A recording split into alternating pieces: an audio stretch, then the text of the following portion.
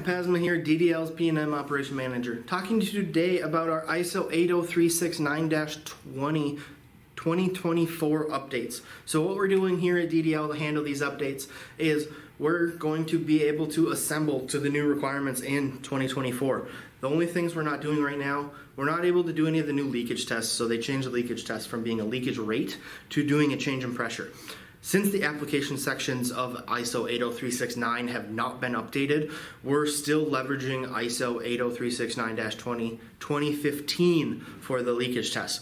So reach out to an engineer here at ddltesting.com or drop a comment below about how you guys are handling the new ISO 80369-20 updates, or reach out to us. We can go through them in more detail with you to make sure that everybody is covered in the new updates and how everybody should be handling them moving forward as things keep getting updated. As you know, ISO 80369, we use an application section and the test method, so they're combined. As soon as the application sections are updated, we'll change over our leakage tests. Until then, we're still going with 2015 test methods for the leakage tests. So again, any other questions you have, reach out to us, ddltesting.com, or drop them in the comments below. Have a good one.